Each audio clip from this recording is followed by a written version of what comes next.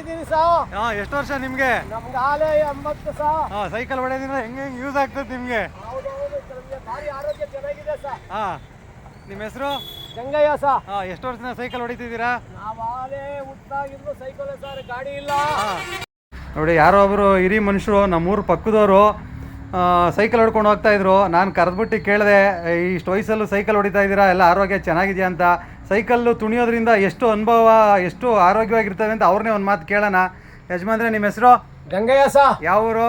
ನಾವು ತಿಮ್ಮೇಗೌಡಂಪಳ್ಳ ಸಾ. ನೀವು ಸೈಕಲ್ ತುಣಿತಾ ಇದ್ರಲ್ಲ, ಇದರಿಂದ ಏನೇನು ಅನುಕೂಲ ನಿಮ್ಗೆ? ನಮ್ಗೆ ಶುಗರ್ ಇಲ್ಲ, BP ಇಲ್ಲ, ಮತ್ತೊಂದು ಕಾಯಿಲೆ, ಯಾವ ಕಾಯಿಲೆನೂ ಇಲ್ಲ, ಯಾವ ಹಾಸ್ಪಿಟ್ಲಿಗೂ ಹೋಗೋದಿಲ್ಲ. ಈಗಿನ ಹುಡುಗರಿಗೆ ಏನ್ ಹೇಳ್ತೀರಾ? ನೀವು ಇಷ್ಟು ವಯಸ್ಸಾದ್ರೂ ಚೆನ್ನಾಗಿದ್ದೀರಾ ಗಟ್ಟಿಯಾಗಿ ಅಂತ ಈಗಿನ ಮಕ್ಳಿಗೆ ಏನ್ ಹೇಳಕ್ ಇಷ್ಟಪಡ್ತೀರಾ ಯಜಮಾನ್ರೆ? ನಾವು ಸೈಕಲ್ ತಗೊಂಡು ಹೊಡೆದ್ರೇನೆ ಒಳ್ಳೇದು ಅಂತ ಹೇಳ್ತೀವಿ ಸರ್.